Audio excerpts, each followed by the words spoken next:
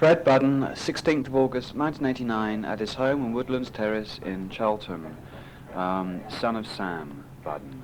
Forget about it, it's just a little tape recorder. Oh, yeah. Okay? Oh, yes, I will. Yeah, my dad used to take me, see, that they pulled these houses down in the front of it. See, that's the school. Yeah. Is that where you went to school as well? See, that's the school, and it's only got one dome on the top. Yeah. Right. In 1909 and 10, they put an addition on the school, so it's got two domes on it. Oh, right. Now. Yeah. Right? Mm-hmm. Right. Now, this is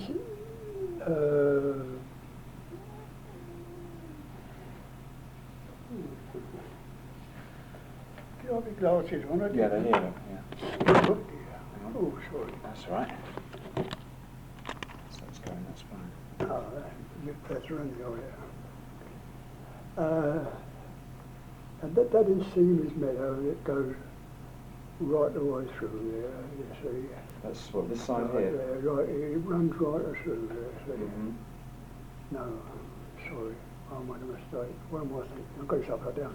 Look, there's Seaman's Meadow. That's it there. Yeah. Runs right there, and it comes back by the school here and back to the Derby Arms Public House. Mm-hmm. Well, this is where they used to play.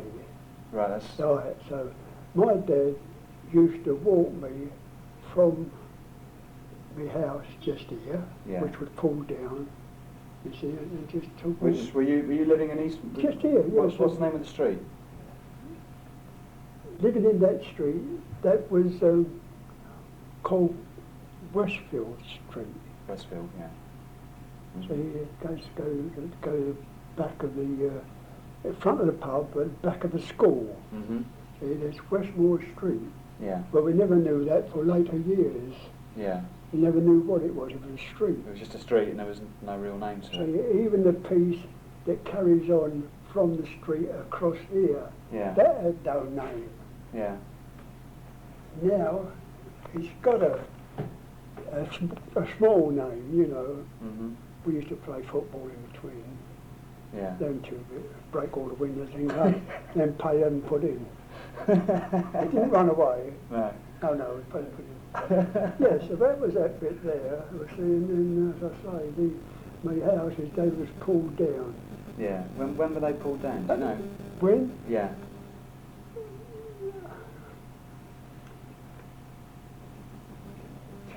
Kennywood, up there, tramp by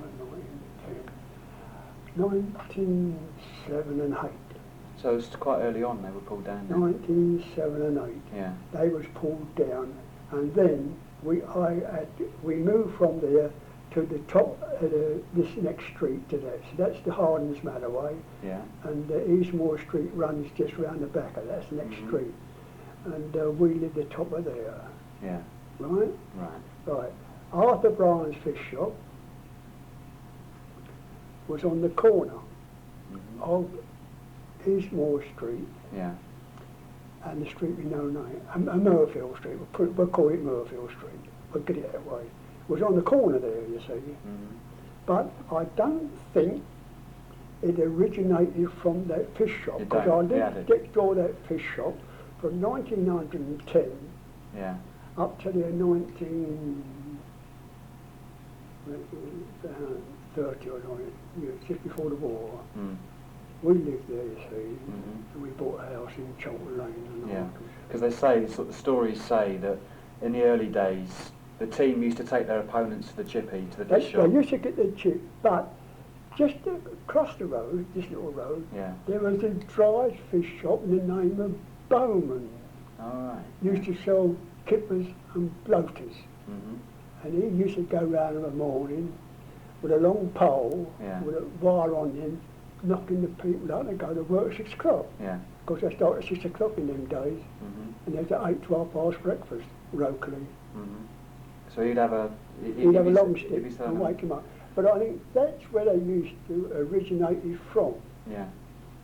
from that fish shop, although they used Arthur Bryan's fish shop Mm-hmm. for the fish and chips. Yeah. I mean, that's true, you see. Yeah. So you reckon that the addicts comes from haddock?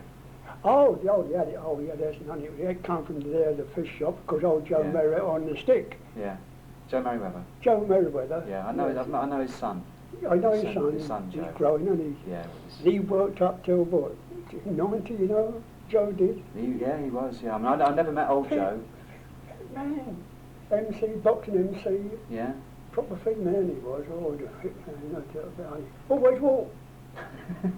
Why? Yeah, why? I've heard some stories about him. Joe, good one. Well, good family. Yeah. All sports, all the Merriweather family there were, you see. Yeah. They all followed Charlton and that. Mm. And I used to enjoy them. Have a look at them. Is there any Yeah, faces you recognise on there? Yes, that's a bit of a job to sort of face. Because I mean they're a bit blurry, aren't they? Unfortunately. Yeah. Very unfortunate. Because your dad was the foreman down there, wasn't he? No. No, my dad was like the trainer Charlton Athletic. So you see the photograph there, don't you? Is he on there? On that very old photograph. Is it that one? It's not that one. No, that's Charlie Ollie. That comes after that one.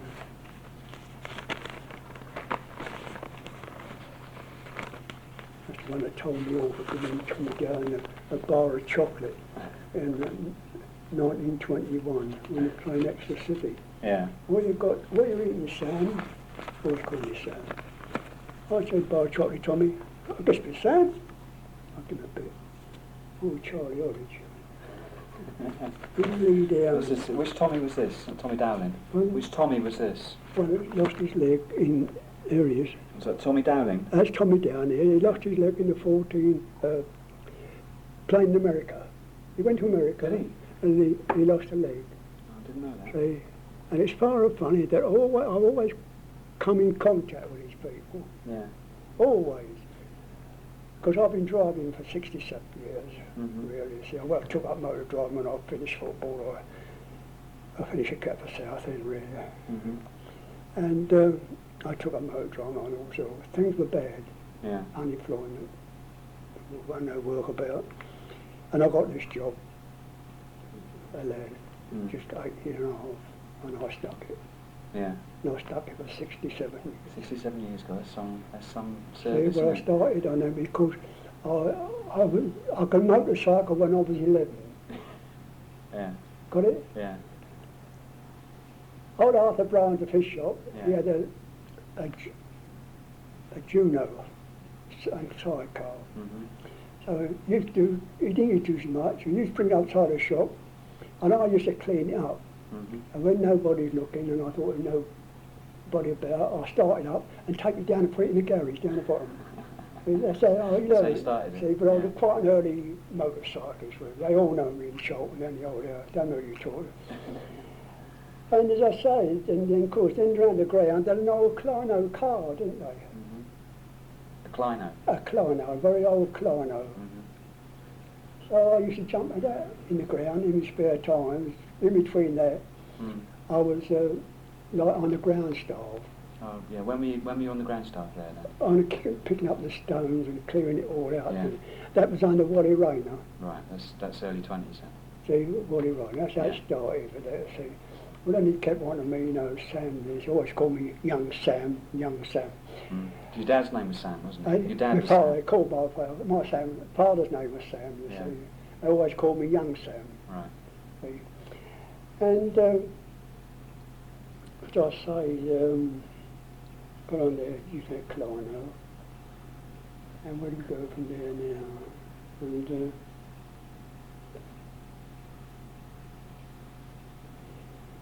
You were talking about you were working on the ground staff down there. yes, You had the old Clino I was then. just working on there, and then I come to the conclusion that I didn't think I was going to make it. You know, I didn't think I was going to make the grade, although I was carrying 10 stone, you see. And so I thought to myself, I don't know what to do, don't know what to do really. So he said to me, Fred, he said, why don't you go to Red Hill? My brother's at Red Hill. No, I said, too far that. I said, it'd be all right. No, I said, I don't think I would do that. I said, well, Dad wants me to go to see Bob Hunter, Millwall. So I said, well, I don't want to go there. No, I said, I'm not going there. No, I said, I'll hang around for a time, I said, and then if I can't make up my mind what I'll do, I'll pack it in. Yeah. So I said, well, what about Catford South End? Yes, I think. Yes, get on to him. I forget the name. He lived in Inchbury Road, the manager was. He got on to him. He said, oh yes, we can have him over here. Joe Shaw, the Arsenal, and one or two old Wall players were playing there. And I spent a season over there. Yeah. And then after that, things I don't know what to do, you know. I was on a balance. And of course, no money, really. A couple of bob here, a couple of bob there. That's all. Were you See? officially amateur or? Yes, yeah, amateur football, yeah. He was giving me 25 bob, Rainer was. Was he? Yeah. And as I say, with that, I packed it in altogether then, and then went motor driving and then playing amateur football in between. Right. So who were you driving for the driving for Mansfield, Charlton, yeah. And I finished up in charge of 40 drivers. Yeah. Not bad. I'm steam wagon driver, petrol driver. Yeah. I taught all the old steam wagon drivers to drive petrol because they couldn't. Yeah. Yeah. You see, and I was in charge of all this lot now, and I finished up. Don't sound like 90, but I finished up in 1982. That's not that long ago, is it? 7 years Not ago. long, because I was doing 10 years of part-time. Yeah. See, I'd done 50 years right off the wheel. Yeah. You see, and it was a go for Fred. Don't go and see Fred, he's got it. Go and see, that's how it went, all the time. Yeah.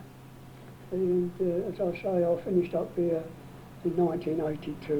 I was in charge of, what's the name, oiling station, 20,000 gallon tank. Yeah. And loading these lorries, backing them in and loading them in and pulling them out. So that's how I got on with that. And as I say, then I had this major operation in 1970 when I had half my stomach cut away. Oh yeah, yeah. And then 1958, I pinched my gallbladder. Yeah. And then they started giving me tablets, took all my weight down. There's still some of you left though, isn't there? Left nothing off me. Left nothing off me, really. And that's my history of football. But I tell you, I see nothing mentioned about Charlton having a rowing club, is there? No, I've never heard about that. Oh yes, those rowers at all. Yeah? Yes, they're stiff eights. All the old players what are there used to go on the river from, I'll say Anknote Lane, but to you I will say Riverway. That goes from where we was talking there right back to Anknote Lane, Church Lane. Yeah. And that's the Anchor Public House.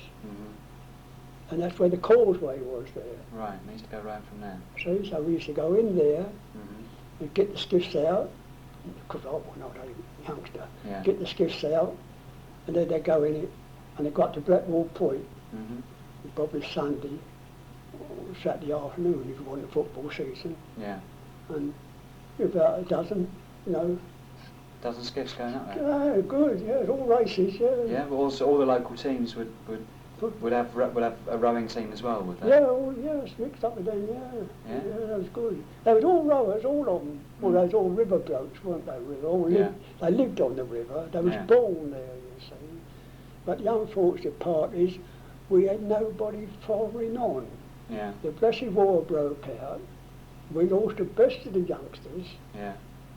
17, 18, Yeah, Silcox, Rickman, two more I think like that, Tumbler, all chaps would have come in, Mm-hmm.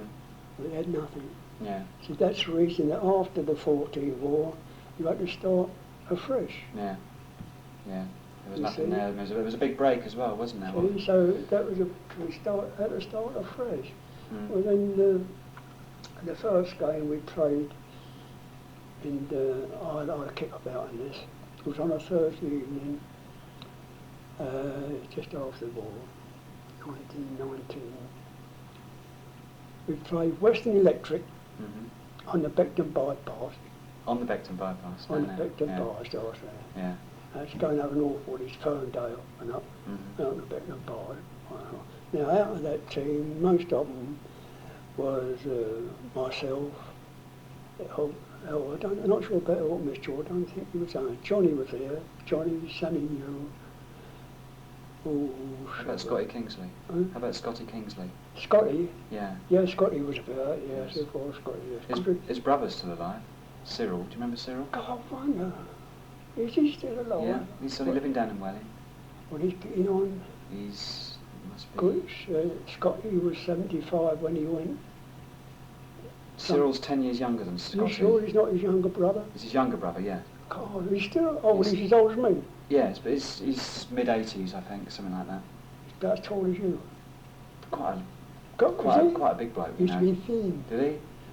He's lost it. He wasn't very well a few months ago, I wonder. and he had an operation, but he's come out all right. But he lost about 2 stone in weight, so he slimmed down a bit. But he's still with his wife, May. If you ever knew May. Oh, his listen, wife. Steve, tell him Fred Budden's still alive. Right, I will do. I'll give him Yes, a call. he knows me. Yeah, I've got his phone number. If you want his phone number, I'll give it to you. Yes, okay. Yes, I've got it. Yes, that got as far as any order. That was the first game after 14. After And 14. was that in the name of Charlton Athletic? Oh, yes, Yeah. we played Western Electric. That was what the team we played over there. Yes, young Kingsley, he knows me well, he do. He knows me much. He used to know my sister that worked the Stones. He used to met down there, you know.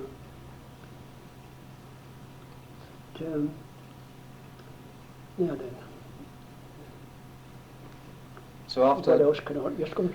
I was going to say, what about your father? Because your father was very involved in actually the formation of the team, wasn't he? Oh, yes, he started right from the beginning, you see, there, almost. And, of course, the point was he was a Red Cross man, first aid. Yeah.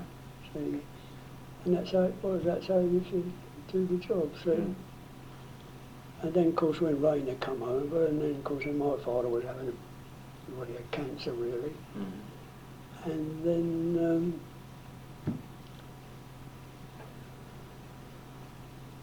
so who was the manager in the early days then? in the early days, the first one, Yeah. the first professional manager Yeah, was, what's his name? Was Wally Rainer. it was Wally Rainer. See? Yeah. But all the others were the committee. Ben Chapman, Heath, Archie Watts,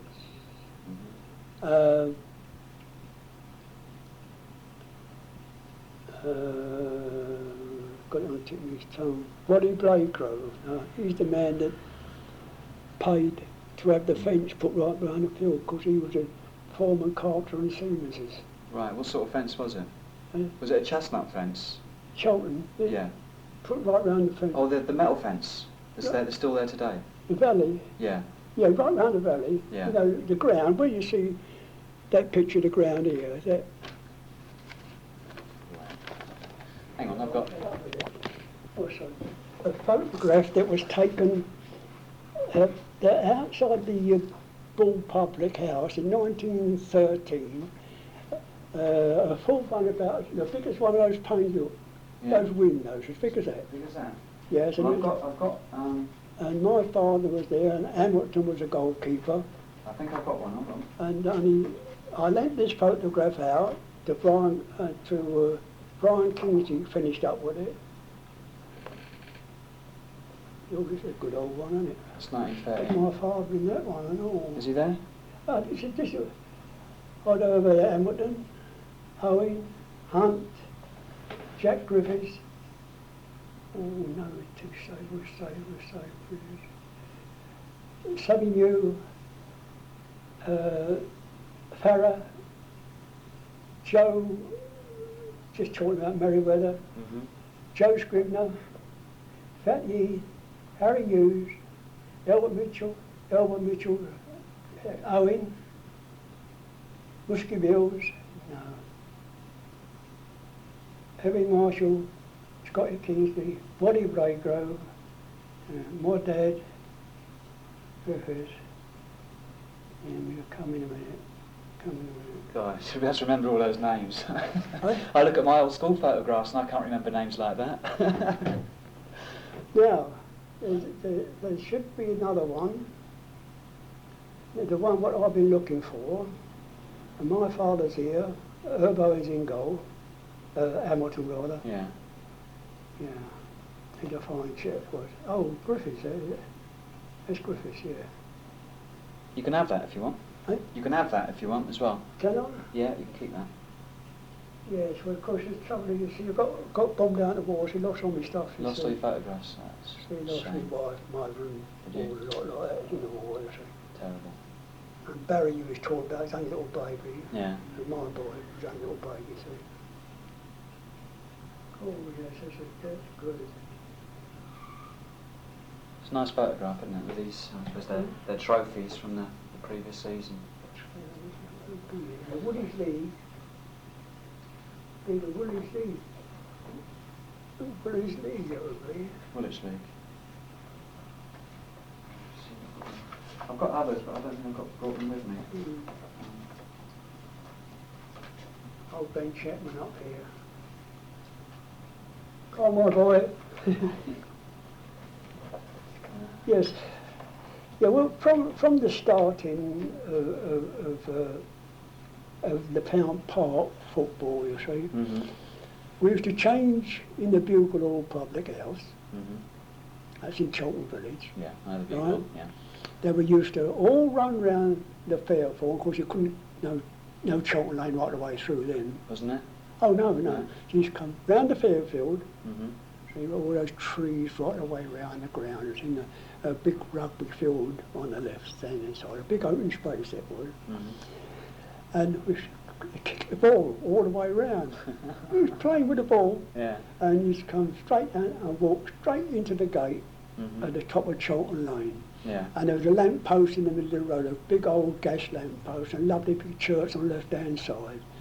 And then a little narrow lane run right the way down, and come down this hill, down on the top of this hill. What is called Hangingwood Lane. Hangingwood? Hangingwood Lane. Right. Now, I saw Price's Athletic from Erith playing there. Yeah. Now, the way you get to it, you come by old bus, or whatever they could get to the top of Little Heath. You know Little Heath? Yeah, I know Little Heath. Right. Yeah. And they go along the top a little bit further and come down Community Gardens on the top of the hill. Yeah. They walked down the lane, there was an old track where it was, and down the bottom there was a little cottage, and then just this little old fence all the way around, iron railings, and you should go in there and walk up onto Pound Park. And was there just the one pitch there? Oh, it was only the pitch.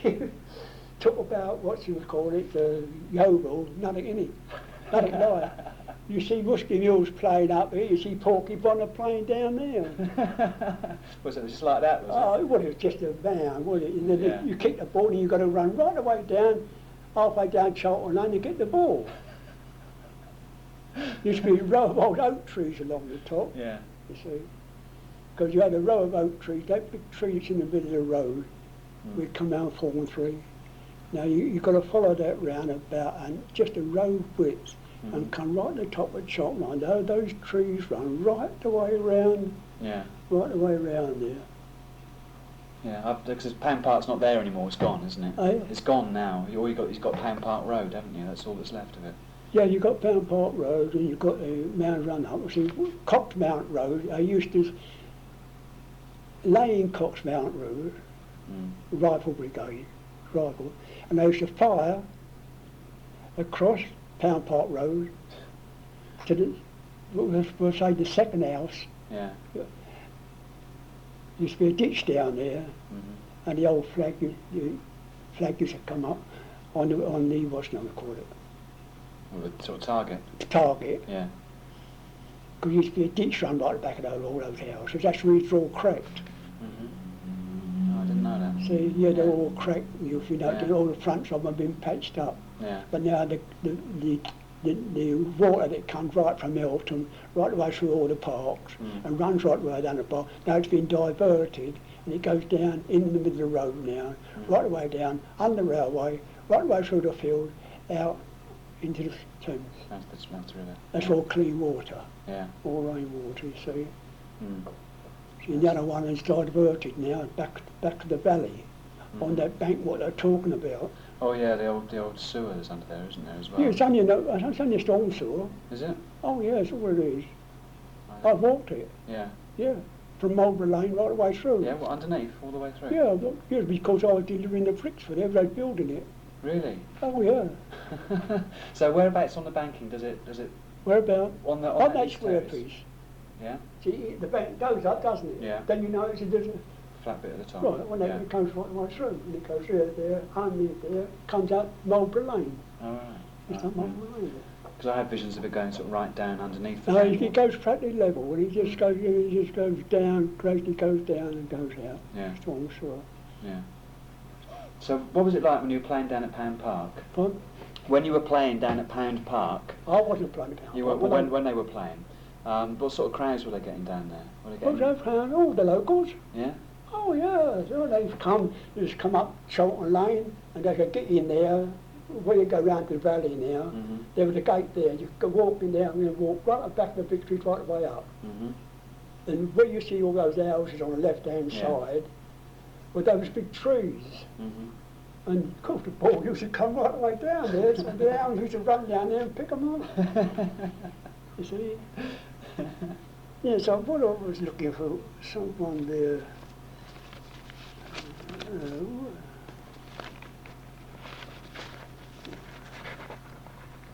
We had those bits and pieces there, didn't we? We've got these ones here. Yeah, we had that. Got that one there. That and that and that.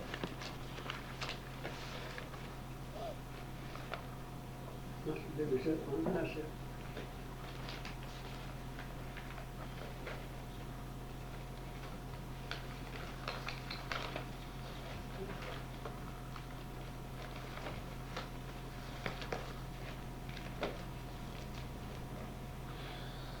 No, anything else there? Was it a photograph or a cutting? Yes, I look here.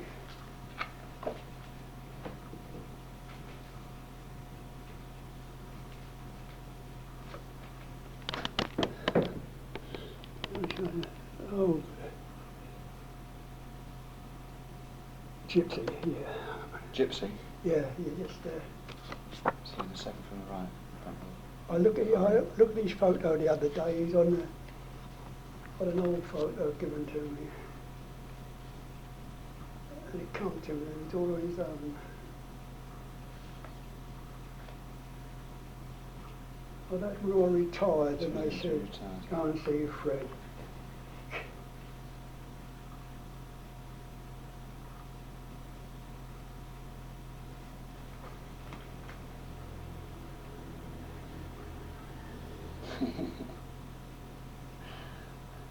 That's nice, isn't it? I don't know what happened here. Somehow, some money mistake here somewhere. I don't know.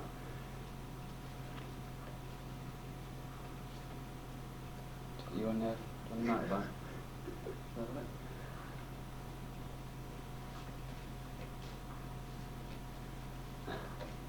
1932. What was the bike? What kind of bike was it? Eh? What kind of bike? OK Junior. With sidecar as well. What's Sonian? What's Sony sidecar? What's Sonian sidecar? Yeah. That's lovely. What the hell have I done with that little bit of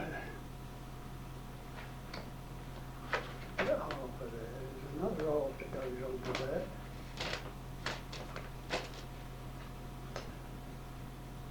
I thought we had it already. Not to worry. You're all right. Steady, quick, steady, turning around too quick, you see. Not there, I've got to go and have another look, haven't I? It's not there. That come out the envelope. And what rid of it left is all out safe from the bombing, and that's the middle part of it at the minute. That's the bit that I had it taken off of, look. Right now, see now. Did this come out of the Johnny Coles of Plumstead, milkman. What, he took the photo? He had to give it to his customers. Oh, there should be a lot of, well, I say should be, there's thousands of them about. Yeah. In the Plumstead area. Yeah. Johnny Cole at Plumstead, not Johnny Cole at Charlton, because that was his brother. Right, so Johnny Cole Plumstead was good. Just gave us out, what, was it at Christmas or something? And was it a Christmas thing he gave them, or just... Yeah, something to do with the baby's milk. Oh, I see. So something to do with the baby's milk it was, wasn't it? Coles. I've got what in Road Charlton on this one. That's his brother on and that's the old original Charlton. And that's poor old Albert Crawford. He's the only one who had the shell shocked. He was. Was he? Was his name Albert Crawford? What was his name? Albert Crawford. Crawford. Yeah, Albert Crawford. Yeah. There's what's that? Edwin Marshall. This is Tumbler. There's Harry Hughes. Because these are just boys, weren't they? When they started. Yeah, they started Bodger King there. Mhm. The first goalkeeper. Where's your dad? Is that your dad there? Yeah. No, that's Chummy Hughes. He's not on there. Well, this is interesting. This was at Pan Park. Yeah. You can see. Is this the hill going up here? No. That's it. That's all the level. Right. That's on the top. Mhm. So it's taken on the top there. Yeah. There's the tree. You can see some trees that are better than that. Mm. The trees, see, all the way round. Yeah. That's interesting. Shame it's a bit tatty, isn't it? Hey? It's a shame it's a bit tatty, isn't it? Well, it is. Well, It's old, isn't it? what with the bombing out, that's all we got saved, you see, because we lost everything, you see, Yeah. by the direct hit. Was you? Been away a fortnight, I had. Yeah. Been in the house 5 minutes. And Everybody was killed. I was buried, the wife was gone. I never seen the wife anymore. Boy was buried underneath me. Barry was taught to you. yeah. He lived next door, and his mother was holding him Yeah. in their arms, and Barry was pinned down. They couldn't get at him, see. And of course he died. And my mother, she got killed with it, and all the bath all on top of her, and goodness knows Terrible, what. isn't it? I was buried. They got me out, but still, you know. Yeah. Yeah, it's a pity that, really. As I say, over the years and living on your own and that. You seen that one, didn't you? No? Oh, that's the bloke. I've got a similar one to that one. No, you've got the other one. Oh, no, this is the quite the early one. I was in East Green Avenue one Sunday, Mhm. a few years back, and a chap come walking across to me. I don't know if I know him. And he said, "Excuse me, Governor." And he said, a Yankee. Mhm. What's going on station? I said, "You don't mean Charlton football ground, do you?" Mm. He said, "What?" I said, "You don't mean Charlton football ground?" No, he said, "I don't mean Charlton, but do you know Charlton football ground?" I said, "Oh yeah." Yeah. Well, I said, "William, I've known you a few years now." So I said, "What?" I said, "Mr. Pierce." Mm. That's right. He So- said, "I'm paying to see my sister," he said, lives in Inverine Road, I think the name of the place is. Yeah. And then he started asking me questions about if any old players were alive still now. I said, "Well, I'm afraid, look at you." And look at me, there can't be money left. So He said, I've been in Detroit for 25 years. Yeah. Yeah. Is he still alive now? No, I think he just must be gone now. Yeah. The old few years ago now. Yeah. But he was an immaculate bloke. Was he? Lovely bald head. Lovely scarf, cotton Yeah. tie, pipe. Yeah. That type of man, you know. That's got the hardest shit with mosquitoes. Oh, the Eguilua, and he wouldn't play on a Good Friday or Christmas Day. Wouldn't he? Very religious. Yeah, he would, yeah, so. He give me a go boy, you know. I was playing against Leighton and O'Connor caught me on the thigh muscle. Yeah. And of course I had no alternative that I had to go there, see him. And he put me on the bath, didn't he? And then wrapped a nice little towel all round my leg. Yeah. About that thick, you know. Mm-hmm. Water, cold, hot. Well, I murdered me, didn't he, this one? Did it work? Yeah. What was his name then? West. Mm-hmm. What was his first name? West. One who called him Slasher. Slasher West. And this dressing room, that came from Grove Park, Mm-hmm. the old 60 quid. Yeah. That were all on the Army Service Corps. So it's second hand from the army. This is down at the valley, is it? This is down at the valley. Yeah, just when he said it, put it up there, yeah. So it's the early part Yeah. when we got it there. Of course, we had no dressing rooms then, because we used to dress in Ransom Road and Floyd Road. Mm-hmm. So you would, of Well, course, in the houses there, you just go. Ransom Road Yeah. on the corner with the arch, Mm-hmm. Mrs. Dinage. Mrs. Dinage. And the second house from the corner, Mrs. Dutton. Mm-hmm. So they used to use those two. Mm-hmm. You see, we used to get them in there and give them the old flesh rather than the old horse oils and all that, you know, get them all ready before they go out, you see. Yeah. So when did you get the changing rooms? When did they arrive? Because when did you get the changing rooms down at the valley then? When did they first come? I should say, Westy was here quite early. Quite 1919, 20, we were up by 21 anyhow now. Yeah. I should say was halfway through the 20 season. Mm-hmm. So it was the last season before we went into the league. That's right, yeah, it's got in the league. Because I was in the London League then. Yeah. So Premier Division. Mm-hmm. Not only that, they're running the Thursday team and all. Yeah.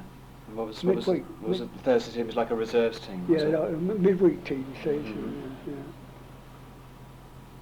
Yeah. Yes, 60 quid that cost. Amazing. How about the old copper there? Yeah, Who was he? No, I don't know. How's he getting on the photograph? Yeah. Yeah, well, you've got two of them in one of those big photos where they're pushing the crowd back, you know. Yeah, that's right. So Yeah, got them, haven't you?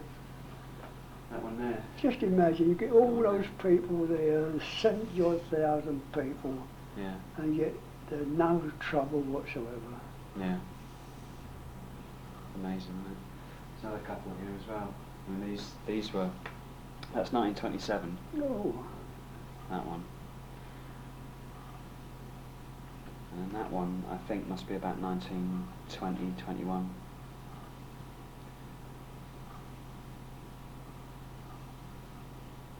That's at the Valley. I might say Aberdare number 6. I don't know. No, maybe it was the crowd against Aberdare. I don't know. don't hear that now, do you, Aberdare? No, long since gone, haven't they?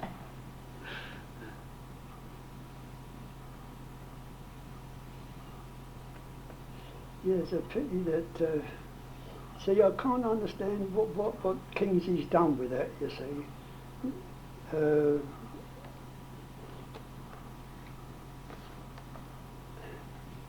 that because you see how it came about. You see, I hired it, and of course it was bombed out, but we saved that. Mm. And then my brother, he married the Kingsley's mother's sister. So he's married Got to that? Kingsley's aunt. Got that? Right. Yeah. Well, then my brother was living under them. Kingsley's was living in the house first, see. Mm-hmm.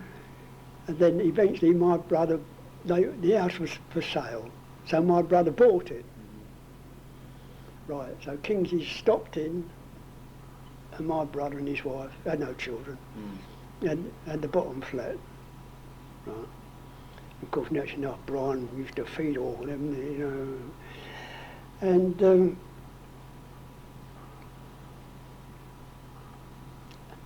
and the 1947 cup tie came up. So my brother said to me, "Can I borrow that photograph, Fred?" I said, "Yes." He said, "Oh, lent to Fatty Webber. He wanted to put it in the shop window. He kept a paper shop in Charlton Lane, just beside the Charlton station." "Yeah, it's okay, that was all right." Well, it went there, then it never come back to me properly, as it should have done, you see, and then he let Brian have it. Yeah. And of course, I know what Brian is, and it went round and round and round, and nobody don't know where it is. Yeah, this is the big one that was taken to Pan Park. As big as that panel, Taken to Pan Park. as big as that panel there, outside the pub. Outside the pub. Which pub was it? Hmm? Outside which pub? I think it was a ball. Mm-hmm. It was where the buses used to stop, the old clock. Mm-hmm. Yeah. The old bus, London General Bus Company, and used to stop there, and the old conductor used to get out, walk up in front of the pub, there'd be a clock there, and he used to put his ticket in. Stamp his ticket. Stamp his Yeah. so, Yeah. so that was that. I remember Charlton playing North Woolwich Claremont down at the Ferndale in the Woolwich League.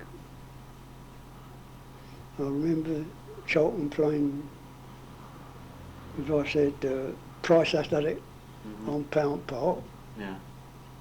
What was the first match you saw that you were taken to? I mean, First match I saw? The first one. The first one. Well, the first one I saw, when I was caught all over the place. The funniest one I saw, Top Hats and Bonnets. Played on Pound Park. Pound Park? Yeah. On a Good Friday. Yeah. There was a mixed up team, two teams, and Edwin Marshall, that was captain, he never played, but he refereed the game. And when he played on and on till it was a draw on Pound Park. What they called Top Hats and Bonnets. They was all dressed up in frocks and hats. The players? Like women's clothes and all that sort of thing. And they played the match up there. How long did it go on for? Oh, about a couple of hours altogether, non-stop. Was that a thing do they do that sort of thing every No, Friday? no, it's only happened on one occasion, to my knowledge anyhow. Yeah. There. Yeah. Yeah, so that was good. So I remember playing over the Ferndale and then up of Wickham Lane up on the Ordnance Ground, and then back into the war, after war, in the Charlton grounds, the back of the Charlton House. Yeah. They played on there. They played there. When were they playing there? Played several games, friendly games they was playing there. Yeah. For Elf Barnett, one was foreman in the series, he was the goalkeeper at the time, Elf Barnett. Of course, most of the Seamen's chaps, they used to get a chance of a game, you see, when they were short, when they were short of any players.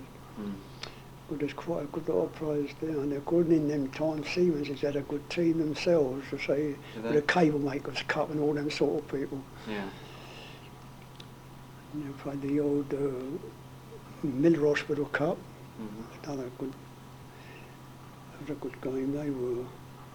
You get quite a few spectators of them. Yeah, because after Pound Park, Yeah. didn't the team went to Angerstein? Yeah, sure they got it.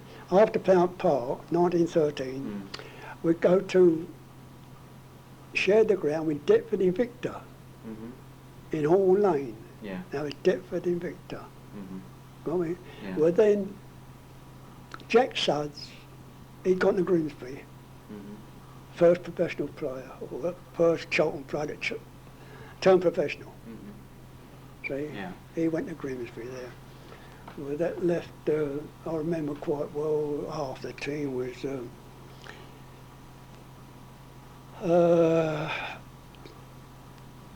Harry Kilcott, Mills, Peary, that's right, chap named Peary took what's his name's place, Jack Sudds, and Charlie Lads, Sammy Mew. That's just a few of them. I can place up from them times. It's amazing how you can remember the names. I'll sit down there and read them all off. Yeah. I could really, now, I could tell you, or I could sit down and read you nearly everybody.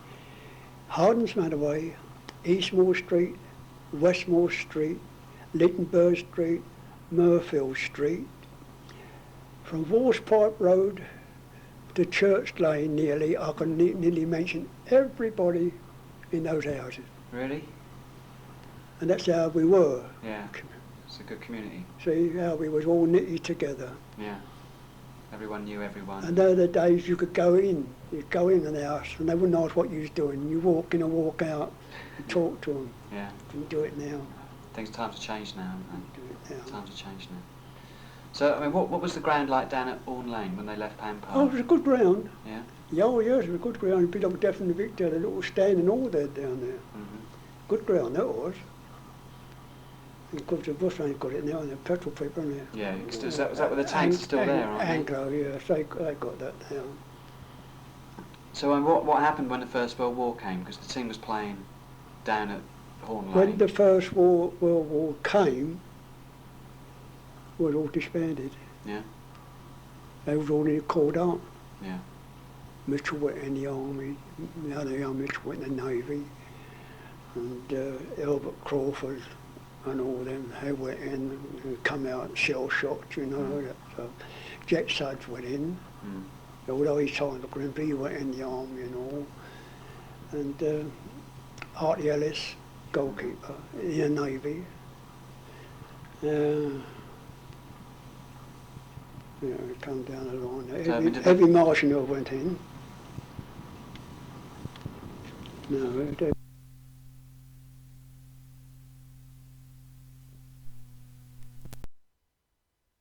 You say Mills didn't go in? Mills didn't go in, or did? Did Mills go in to the... No, Mills never went in. Never went in? No, but I think he was about the last one that peaked out, I think. He was down at Southend, actually, living at Southend, but I kept touch with nearly all the others, you know, every Marshal. Didn't matter where I went to, I had to see them. Yeah. Coming through Olympia, who do I meet? Wally Rayner, Bert Goodman, right. I stopped, had a chat. All right, Fred, he called me. He never called me Sam, he called me Fred. That was that. And then I was after going to the AEI, Stevens's, to pick up what they call an high-speed cable machine. Had to go to submarine cables, Blackwall Lane. Oh, and behold, the foreman, Edwin Marshall, foreman fitter. Yeah. Funny, how you meet these people like that. So I say Jack Sudds, when he was walking down the gas company, so when I see him, known him before. And then when he kicked that bit of coke, you know, straight away, I got him. Knew it was Jack, you know. It's funny that I met these people, you know, I just bash into them somehow or other, you know. Yeah. Never lost a run of them. Always met them. Oh, they all know me anyhow. Well, all these blokes here, where I worked for years down there. Well, if you've lived in the area all your life. Lived in it, although I've travelled out, but I've lived in it. Yeah. You see, from down the riverfront to getting bombed out in Charlton Lane, and in here. Yeah. You see, but I'll say I've travelled round a bit, you see, and so that's the reason I'm so well known. You see, like me and what's his name, Captain Hamilton Jones, Yeah. were great friends. He died about, 2 years ago, age 90. Yeah. He was no bigger than me. He got to me, he said, "Budden and Fred," he said, "we won't you no more football, will we, mate?" Captain Hamilton Jones. Yeah, didn't matter where I went. Yeah. I went in, what did I say, I went into Harvey's. Who's in charge in there? Captain Hamilton Jones. Head security. Yeah. Funny that will come into these people, you know. Yeah. Come into, But there are some good players there in time, you're taking. Did you find that a lot of them had stayed, were with the team in that original team? A lot of those people there, did they carry on playing with Charlton as they grew up? These? Yeah. Oh, these were the first start of the team, you see, really. You see, how many were still playing when, 10 years later, when the First World War broke out for them? How many? Well, I suppose when the First War came, working them out, I suppose there'd be about 9 of them. Most of them then? Yeah. Yeah, so they stuck with it? Yeah, surprising, isn't it? Yeah. Yeah. That's marvellous. Yeah. So you come to take the 1914, and these chaps were only about 19, 18, 19 at times. These are only young men. Yeah, so if they went, they were all called up. So then the other youngsters was coming along. Yeah. 4 blokes got killed, didn't they? About Le Jutland, all that. Sailors went down, about 4 or 5 of our local boys, all out of Westmore Street, Eastmore Street. Oh, wow. See, those all river boys, you see. Yeah, so the Navy was the obvious choice for them. Awesome. Yeah. So when did football start up again then? If it stopped dead when the first war broke out? It stopped dead in 1914. Yeah. Right, and we started up again in 1919. 1919. So there was nothing between then. No. Nothing at all. You know. No. And so when you started up, was that was back at the Valley, was it? You know, the Valley got ready for that. Got ready for full-time football. Do you know much about that and how that all came about? How they decided to move to the Valley and to dig that ground and to get that ground ready? Yeah. Do you know much about it? Were you involved in the preparations? Oh, in the preparation. Oh yes, we were out there laying out lines, where to start, and we started on the opposite side to the main stand, the right hand, sitting in the stand looking on the right hand corner. Yeah, remember that one. Got it? Yeah. Started right in that corner. That was the start. Right, and they got a couple of old builders' trucks and running. Probably one of them on here. Yeah, you've got it. Where is that? Let's see. That one there. Yeah, well, that come later on. No, the hand trucks. Oh, hand trucks, right? Yeah, just a builder's truck. Yeah. Oh, Joey Hockin out the corner. See, because what really happened was that Joey Hockin pinched that bit of ground on the corner. See, when they was going in the dumps, you see, there was Arthur Bryan, Fred Williams, Tom Sullivan, and Seth Dixon. Well, they all put about £6,000 each into the club. A lot of money. And Joey Hockin, he put a bit in, but he was crafty. When he was seeing that things was getting bad, he pinched that bit, the building on the corner, what he had, that building property. He said, that kind of building that used to go in the main gate. Oh, the builder's yard? Now they just pulled it down, yes. Yeah. With that. Yeah. He claimed that. Did he? So that's how that bit. That. I always wonder why that bit was like stuck out in there like that. He kept that bit. Yeah. You see, well then afterwards, I don't know when it was actually happened, when the club was fitted up again properly, they put a board up in front of there, the Glicksteins did, over his window. Over those Joey and his brother Wally. Yeah. And his little brother, he was, yes, he pinched that bit of ground. He was going to have his bit. Yeah. You see. Because there's nothing there at first, you see. All there was up there was 1 or 2 old house foundations, what used to be there years ago, you see. because there was nothing in Harvey Gardens like this now, that was all open. Mm. All open ground, you see. So apart from that, old Joey, he picked that bit of ground. So how many people were working down at the grounds, getting it ready? How many? Yeah. Oh, well, I can't say offhand, I suppose. You can put them at 50 of them. Mm. And they were doing it all by hand, obviously. Oh, at the time, yes, but then Yeah. gradually it got a bit mechanically towards the end. You know, you've got the old council steamroller and all that, rolling it down and all that sort of thing. Because it's all chalk and sand, really. Yeah. That's what it was. Yeah. So now I notice now they're cutting that big bank back now. Well, they're talking about it, aren't they? They've cut it, no, not the big right-hand side of the main stand. Yeah. Right up the back. What, to the right of the stand or in the far corner? Yes. Well, at the top or just to the right? Well, Floyd, go down Floyd Road. Yeah. That old stand there, it's all deflated, isn't it? Yeah. Right. And you go in the main gate, Yeah. and when the stand used to be there. Yeah. Well, right at the end of that stand, there was like a spine cop. Yeah. So they're cutting that right back now. Are they? I haven't been down there to have a look. I shall have to go and have a look after I've Yeah, they're cutting it right back now, so whether they're going to start taking the stand up there a bit more, or whether that's going to be, I've got a feeling it's going to be an outlet to save the crush. Yeah. See, what we used to do, we used to get the old roller to come up there and round the back of the stand. Yeah. And see, this bank of sand used to go right the way round, but I see they're cutting that right back now. Yeah. They are talking about building a brand new stand. Oh, they'll have the new stand, all right. No doubt there'll be a modern stand and all. You can't get away from it. It's got to be modern, anyhow. Yeah. See, so that'll be laid out there. You want a cup of tea, mate? Lovely, yeah. That'd be nice. Sugar or not? 1923.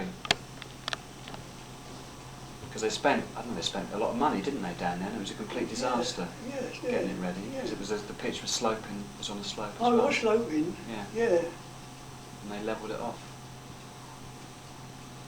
I played in 1933 anyhow. Yeah. Was it level then? Yeah. It was level then. Maybe that's what they were doing now, just sort of cutting the slope away.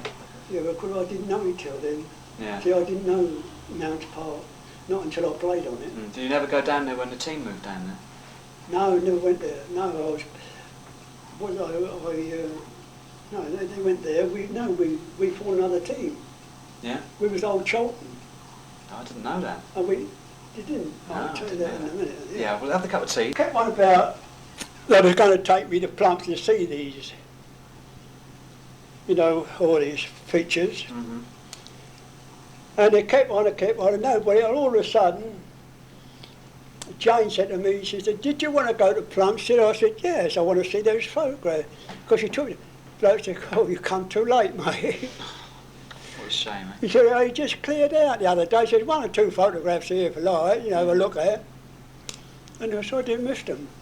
That's a shame, because after it was at Plumstead, after that exhibition, after it was in Plumstead, I put it on in Blackheath. Were they? And they were in Blackheath for... Oh, up Charlton House? No. Well, they were there as well. Kipbrook House? No, they were at Charlton House. Yeah. But before they were at Charlton House, they were in Blackheath Village. Oh, did they? In the place next to Jobbins, the old baker's. Oh, yeah. There's an old shop in there, and they were up in there. I see, I can't get about myself, see, that's the trouble, you see. I can't walk, no distance. Yeah. See, and of course, can't drive, so I packed up altogether. I give up, I always saw that. Before we were talking a bit about, finished talking about the valley, when the valley got ready. You said on the phone the other day something about you were the first person to... Oh, no, I'm not going to say I was the first, but I'm not, yes, I probably would be. On a Sunday morning, my father and I was out there, and we lined out in front of the stand now to give a level. Yeah.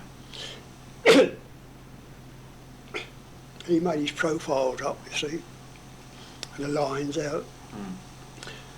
put me up this end, he's down the other end. And he put 1 or 2 pegs in first. Then he lined them up, and then he say, down a bit, give me the wave down, and I knock them down with a mallet. Yeah. And that's how we lined it out along the front of the stand there, to give them a level of when they're bringing the rubbish over, to keep it from there and work back. Right, so when they were filling in the levelling off the surface. Yeah, yeah. So what were they using? What rubbish were they using? Oh no, that was what was coming out. That was, yeah. See, what was actually coming out, the chalk and sand and all that, Yeah. that was being levelled out. But I had nothing to do with the topping. Yeah. I had nothing to do with that whatsoever. Just getting his lines out so that I wasn't going to make too many. Well, what about the drainage though? What do they use for drainage down there? Because chalk and sand would have been... Well, there was herringboned afterwards by Humphreys. They herringboned it right away across, cross, pipes. And they run it right down to the far left-hand corner. And the drain was to go way down there. Yeah. And that's where they've just found the main cock they've been looking for. They've concreted in. Have they? I didn't know about that. They've concreted it in. They couldn't find to water the ground. And they found out it's all underneath is concrete, what the new people just put all over the top. It's just you go in the main gate. Yeah. Just round that corner. Yeah, I know where. Daft, isn't it? Funny, isn't it? But just move away then from the valley briefly. When they went to Catford, you said you started a team called Old Charlton. Yeah, there was an old team started by the old committee. My father. That was Fatty Heath, your father. Several of them, yes. Yeah. And we called what we called Old Charlton. And we're quite a good crowd we used to get down there. Did you play for them? What? Did you play for them? Oh yes. Yeah. Yes, I played against a well-known name, Preedy. Used to play for the Spider Preedy. Spider. Yeah. Well, he was playing with Boss Leith at the time, and I played against him down at not Penhall Road, it's at bottom of Victoria Way. The ground was just what's known as an old chute where they've been levelled all off, but a nice ground back at Lombard Wall, right back of that butcher shop that used to be on the corner there. I played there, yeah. Freddie Wood, George Wood, May goalkeeper, farmers. 2 farmer brothers. One of them's been a linesman for years now, and 2 farmers, myself. What was your position? Inside right. And another occasion I played against Charlton. Yeah? Well, for Old Charlton you were playing against Charlton. Was that way. Rainer said to me, got your kit here, Sam? I said, yes, I've got my boots here. He said, you're playing tonight? I said, yeah. He said, Grays are a man short. He said, I've booked you in as another. Don't forget, he said, I've only got 10 men, they've got 1 man short, so you'll be playing tonight. 1 arm Bannister's playing. I said, oh yeah. They turned up. I called in the club. I said, oh, you're playing for us tonight? I said, yes, oh, you're our new man, just like that. I said, yeah, it's just for the night. And he held out. What a coincidence was. I'm playing outside right. Poor old George Barham, now one of the first goalkeepers, not Bartram, Barham, he used to stutter, one of those sort of things. I've gone up the wing with the ball, with the intention of centering the ball. The back's run forward, past me, and Barham has come out of his goal. When that stuff, I looked over, just hooked it over, and of course it's gone over there, bed into the net. We won't want none. I couldn't say I know what I was called when I was When it come out. when I was going out. They're not going to talk to me no more. No. Not talking to me no more. Oh, the hounds from down Eastmoor Street, you know, where I was living at the time. Don't talk to him. But they did do that. Yeah. Just that one. I didn't intend scoring the goal. I just sent it over, and of course he was out of his goal. Well, you taught him a lesson, didn't you? Poor old George. Oh. He was proper sport, he was. Yeah. Yeah. He used to enjoy his football, you know. Mm. Yeah, he died, poor chap. Can you remember what your feeling was when you found out the club was going to be leaving the Valley and going to Catford back in 1923? Well, it was a bit sorrowful, for the point was at the time, it wasn't losing the football, it was the money that our friends were losing. That was the original committee had put in that so was much the money. biggest bear, where you had the likes of these men that have worked all their life in business, public and sweet shop, newsagent, fish shop and all that, and worked all their life and saved this amount of money, which was quite a lot of money in those days. Well, £6,000 was a hell of a lot of money. And then go and lose the lot. Yeah.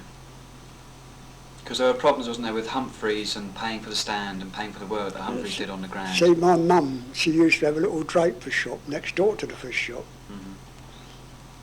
Well, unfortunately, when she died, she had £5,000 in the house. See, so it just shows you how that community lived together. Yeah. And they all helped one another. Yeah. And they were what I shoot for. And did you sort of feel that, you know, you felt sort of betrayed, did you? A lot of did you feel betrayed then when the club decided they were... Oh yes, absolutely, when they went like that. Yeah. Yes, you see, it looks as though just someone's come there for money. Yeah. You know, Humphreys put it in there, they could have let it go. And old Oliver there is Salvation Army man, holy to God sort of thing, and then they clamped down on you, you know. Oh yes, they wanted their money all right. But they were back in 6 months, weren't they? Yeah. Funny, wasn't it? Yeah. What did you feel then? Well, we had to disband again then, you see, when we... What, the old Charlton? Oh yeah, we entered the London League, you see, and we had nearly all the old committee. There was my late governor, one from Mr. Manchester, and West, Mr. West out of the pub on the corner, Andy Gallagher, and old Lee, the bank manager. We had Fat Yees, and Joe Merriweather, was he involved in that as well? Oh, Joe, yes, he was about and all, yes, he was with us. Oh, Joe was sporting with us. I see him climb that rope. What rope's See, that? yeah, well, see, the sand pit's here, just here. Yeah. You see, well, they used to take all the top off of that, all the way round with a Jubilee wagon, and tip it, that's why heaps of stuff. Well, that was what, it was 50 foot, over 50 foot up. And he'd go on a rope from the bottom up to get up. Well, all the gang had to get up that way. Yeah. And they pushed their trucks round the back. Yeah. Frankie Ling, Walter Ling, Bill Garrett, poor old George used to call, he used to be a bit spastic sort of thing, good old worker. They used to dig the chalk out at the bottom there, wind it up, and wind it up with the old bucket. Oh yes, well, it's a good day, it's in your room. Yeah, yeah. I would always had a bit of bread and jam. Did you? Always had a slice of bread and jam, never saw a slice of bread. Never short of anything, eh? My father was a church ward, Notice Street Church and all, and he'd look after the go with the girl guides and all that, the brownies and all that sort of thing. And we all went down to Godalming once. Out on the farm, I used to keep the laundry in Westerdale Road, the back of the old Wiscombe Park police station. He had a big old Bentley, and he took us all down to Godalming one day, and we had a cricket match down there with the girl guys and the brownies, you know. And unfortunately, I was down Bay Wharf, that's down the tunnel there, and the chap came up and he said, "This your photograph, Fred?" One I had taken down there, somebody had trotted it off nailed boots on, hadn't they? and the person was in it. Yeah. My sister called and saw her last week at Penalty Bay. She's 75. one of her brownies. Because my sister's 74 and she's 75. God, you see me standing there behind the wicket, and Connie standing here. Yeah. And just a foot with a hill marker going right through it, you know. Only a narrow photograph it was. Yeah. Yeah, it was a good old days. But you were saying you used to take the takings down to the bank. Oh yes. Oh. Tell us about that. Yeah, well, when the money was all counted up, you see. This was down at the valley, was it? Down the valley, yeah. It used to be counting up right in the back of the dressing room there. And then we take it and walk down the bank with Mr. Lee. Mr. Lee? Mr. Lee, 2 or 3 of us. Yeah. Who was Mr. Lee? Who was Mr. Lee? Bank manager. Right. Bank manager of Barclays Bank in Charlton Lane. And we used to walk round there just after the match finished. Match, no, we were going before. And he just opened the door, and we walk in and hand the bags in there. And take them, shut the door. What was your uncle? That was it? No trouble. Never any trouble. What was the admission in those days to? 6 pence, I think, and one on the penny. Yeah. Of course, a 6 pence to go in the enclosure. Yes, I think that's what it was. Yes, I think it was 6 pence. So it would have been. Can't quite get that properly, but I've got a feeling that unless you've got it. No, I haven't. I'm just looking for that photograph of the grounds that you showed me. At the beginning. That one. That one. So that's what the valley would have been like. Yes, that's how it was. Yeah. So that's when it opened. When it first opened, it was like that. Yes. Just the mud bank going up. Yes, the bank goes along there. See, that's where that bank is. Because you've got people perched right up here as well, haven't you? And when did the stand come? Because the stand come along here. Yeah. When did they bring that in? It come up from the Aldershot. 1922 or something. Yeah, because it must have been, because it was before they went to Catford, wasn't it? Yeah, about 1922. I think we had something to do with carting it up here and all with the steam wagons. I'm sure we did, or Bill Collier. Well, you would have gone down to Aldershot. Go down to Aldershot, and they pulled it down from Aldershot, and then it's rebuilt up here. And my memory's I'm sure that Bill Collier had a wagon and trailer bringing the stuff up from there. Yeah. That's interesting. What was there to keep the spectators off the pitch? Was there just a rope going round, or? Well, that was put round there by Waddy Blagrove, and I think it come to about £120. Well, there was a fence going round. Fence right the way round. Now there were 6-inch posts with a foot on them. Yeah. You can understand what I mean? It's just like cutting a branch. It's all oak, cutting a branch down, you might as well say. Yeah. And leaving the bottom, and then trim it down to 6 inch and leave a foot on the bottom. Oh, I see, I'm with you. See, Yeah. you go in the ground. So it was like that all the way around? All the way round, and I think it came to about £120. A lot of money. A lot of money, yeah. And that was done by that Waddy Bladegrove that I showed you in that photograph, Mr. Bladegrove in one of them.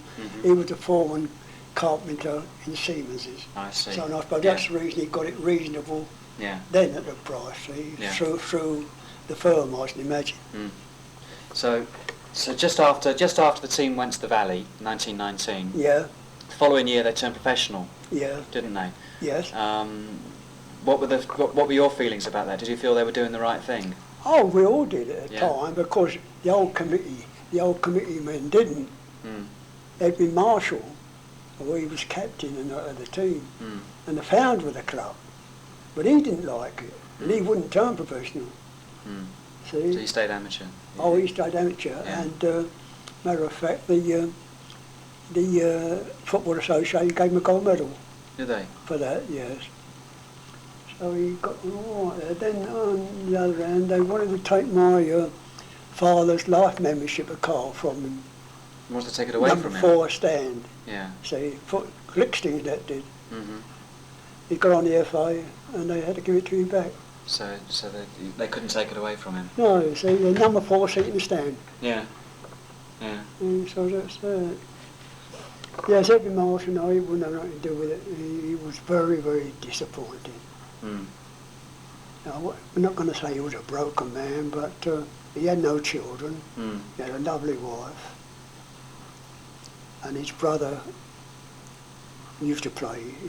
Brother played more Thursday afternoon football than anything else. Yeah. Shop football, so Snowy Marshall, but he was a money lender. Yeah. He wanted a couple of penny and a shilling. There was a lot of money in them days, you know. You get a penny on every shilling you earn, and sixpence, halfpenny for every sixpence you lend over a period, and all mount up, you know.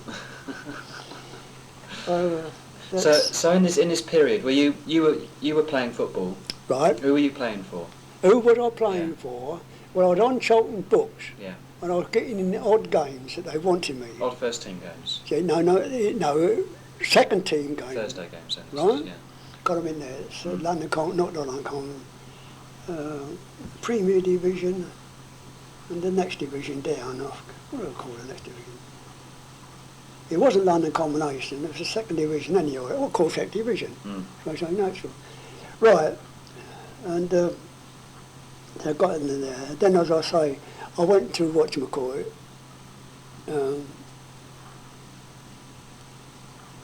Catford South End.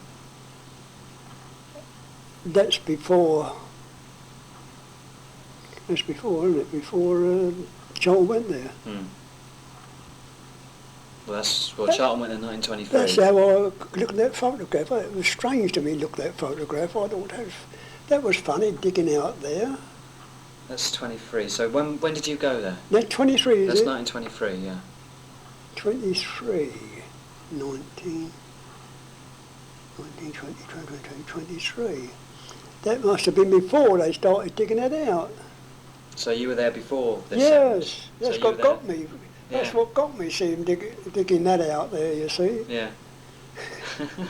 Couldn't make it out for the moment. Because didn't Catford and Victor, Charlton took them over, didn't they?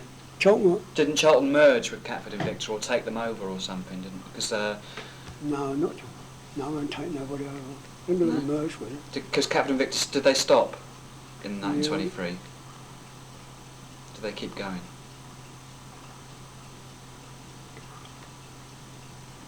In 1923.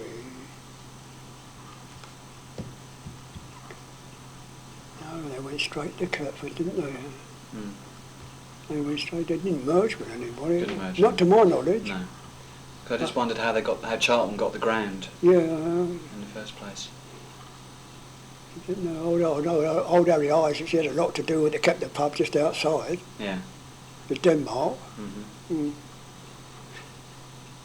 was all right, 25 bubble, he was all right.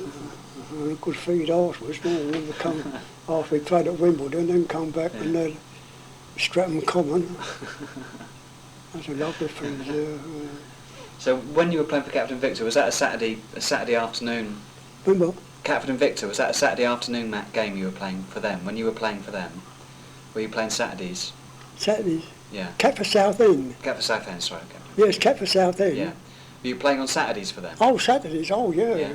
Yeah. So would your dad, if you were playing the same time as Charlton were playing, would your dad go and see Charlton, or would he come and watch you play? Oh no, he'd be down at Charlton. Yeah. Yeah, he'd be down at Charlton, yeah. No, he let me go my own way and that sort of thing, what I wanted to do, and all that sort of thing. So, we couldn't do much about it, really. I mean, we had to look after ourselves. Yeah. Yeah, that's the point. I mean, I had a good home. I mean, I ain't to worry about that. I mean, we wasn't wanted for nothing. Yeah. We were helping other people. Yeah. My mother was helping everybody. Everybody could come to my mother and borrow a penny, have tuppence for the gas. They kick it over a slice of bread and jam. No trouble. Yeah. And that's how we lived. Yeah. And that's why we're so well known in the Charlton area, you see. Yeah. Yeah. So nobody can't say a bad name about us. Yeah. Because we was always out to help people. So. Always. So after, well, it's in professional 1920, yeah, and 1921 got elected to the league. How did you feel about that? When Charlton got elected to the third division. When I was elected to it. Yeah. Oh, all right. I enjoyed it. I enjoyed all that when I was elected to the thing. Yeah. Oh, nothing against them. Nothing at all. I was all football. As a matter of fact, even when I started driving, I stuck the bill on the side of me, where 3 or 4 Saturday matches. Advertising the games when you were driving around. On the side of the lorry, yeah. Used to be playing Mason or Chatham and all them sort of thing in them days. That was before they went in the first division. That was in the Kent League, it was. Well, by night, the Tottenham player come turn out for us, playing Chatham up on the Garrison ground. Sapper Sage, about 6'3". Sapper Sage. Sapper Sage. I've got only memory of playing the one game. Yeah. And then what with them, and then we had the other chap come over from Sweden, didn't we? I can't think of his name now. The Swedish international. Oh, years later. Hans Jepsen. Jepsen.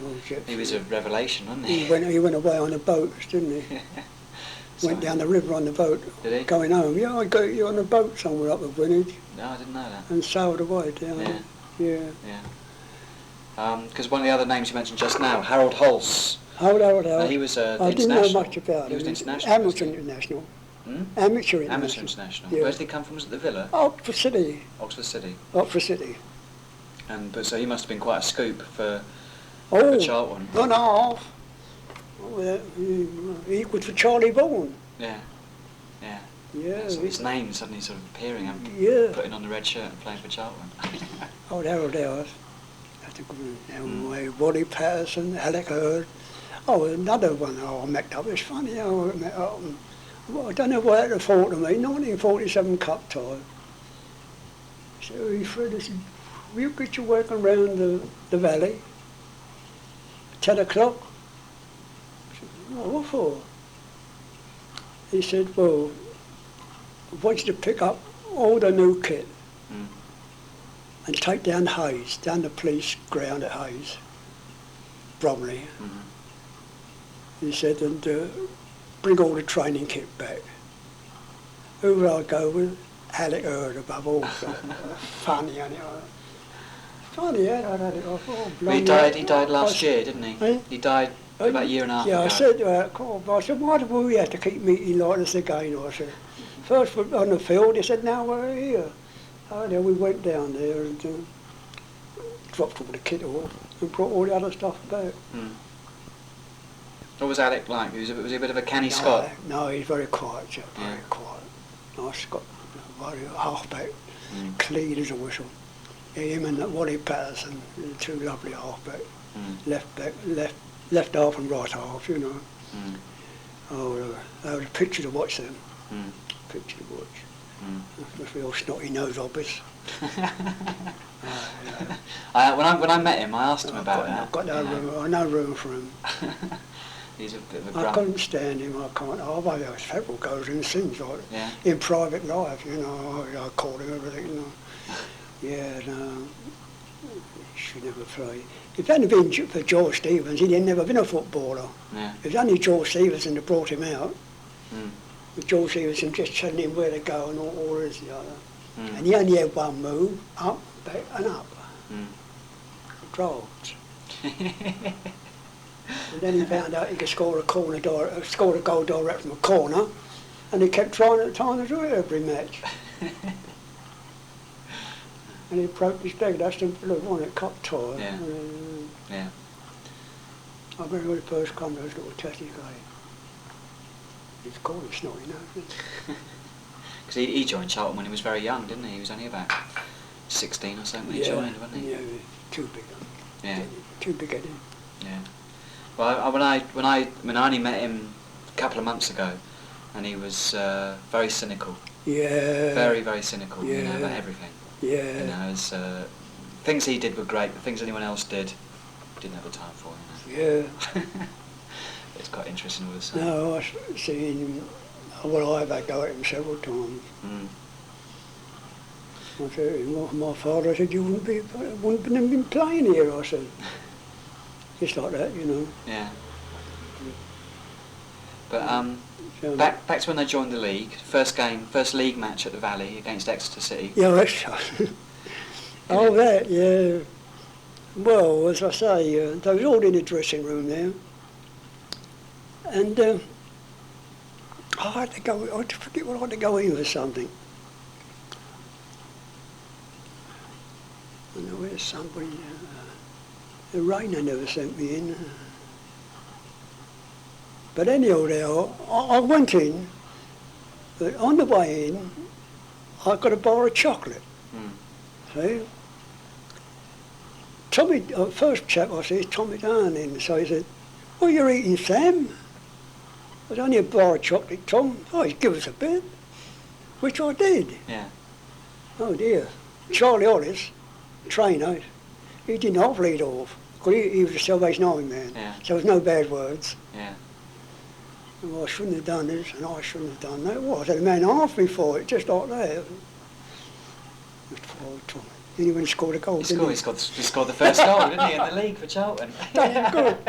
Those chocolate builds up the energy, doesn't it? Done him good, that did. Done him good, yeah. Can you remember what the atmosphere was like in the dressing room before that game? Oh, Were they all right. really keyed up Oh, since their yeah, first yes. match in the big Full time? game. I saw another game down there when in the Kent League, and Arthur Shepherd and Cyril Smith, they was both rushing for the ball, and Arthur Shepherd hit it. Well, it didn't go in the goal. It went just in the side netting by the goal. But there was a goal given, and it stood to this day. And who was that against? Who was that against? He won the Kent League teams. I think he was Sittingbourne at the time. I'm not sure. So that was in Charlton's favour then? Yeah, but it didn't go in. You see, he went past the post, Yeah. and it went in there. Of course, they got away with it, but Yeah. they got a goal for it. It was never a goal. It went in the side there. It was funny, that was. It was one of the matches that a lot of people have mentioned to me is their first cup run in 1923 when they played Bolton at the Valley. Bolton Valley. And there was a disputed goal or something, and the fencing gave way, and all the crowd came tumbling down. Yeah. And there was either a goal scored or the referee disallowed a goal or something like that. Yeah. And I don't know what happened. Were you at that game? It was a Bolton game, cup tie, wasn't Cup it? tie, yeah. It was their first big cup tie. You know, Bolton, one of the top teams, weren't they? 1921. 23. 1923. Because I think They didn't go through. They beat a couple of teams before they came up against Bolton. One first, then they beat Huddersfield, Yeah. and then they came up against Bolton in the next round. Yeah. Something like that. They beat Bolton next round? No, they lost to Bolton, and of course Bolton went on Bolton to the first Wembley Cup final in 1923. They went there, yes, that's right. There was a dispute, the ball, it was Charlton, wasn't it? Yeah, I think so. I mean, I don't know. It was Charlton's goal that was disputed at the time. Yeah. The goal was disputed, that's right. I'm almost sure the goal was disputed, but the goals what Bolton got stood. Yeah. So they won 1-0, I think. There's about one goal in it. Yeah. And the game carried on. Of course, as the Charlton went up, what was up there now? 1921.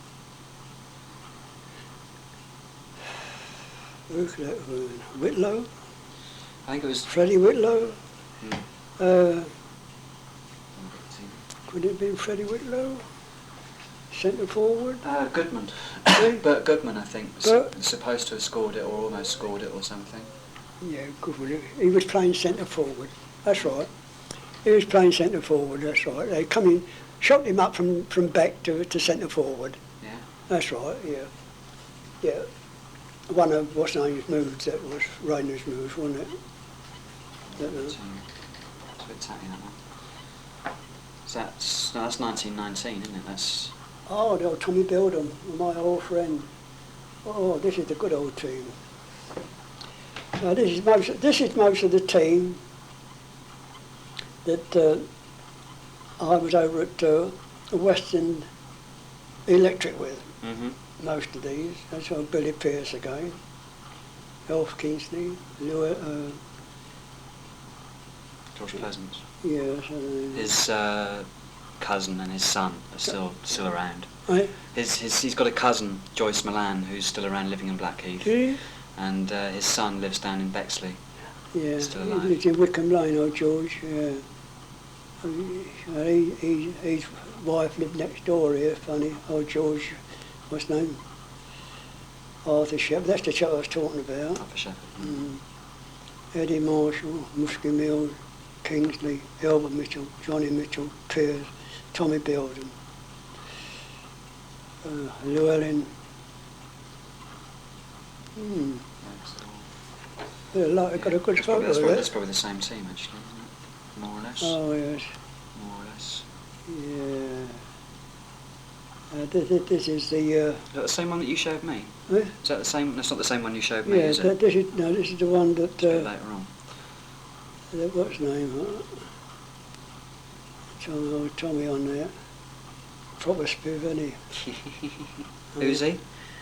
That is Wally Rayner. That's Wally Rayner, is it? Yeah. Because there was something about Wally Rayner, wasn't there? Yeah. Saying he burnt the books or something like that when he left. Yeah, no. I mean, he officially resigned, Yes, but... better not say too much about that. No, not on that. Because it involved my great friend. Yeah. Because I used to get his boots done for him every week. Mm-hmm. Studied up. Well, He was in there when it happened. Yeah. Well, it's all water under the bridge. I mean, it's so long ago, it doesn't matter anymore. It's so long ago, it doesn't matter anymore. No. Well, he was there in the office when it all happened, you know. Yeah. And this is what they say is true, basically, then, is it? Hey? What they say is true, basically, that he did burn the books because there was something wrong. When was he making payments to players that he shouldn't have been making? Yeah. And things like that. I mean, I don't know. Well, he'd been handing out here and handing out there and drawing in there and drawing in there. And No, that's what it was, you see. He was that type of bloke, you see. He brought him, and he did a proper couple of spoons, these are. Yeah. And this is the bloke that scored the goal. He's a good one. Mm-hmm. See? Well, he brought him and him in.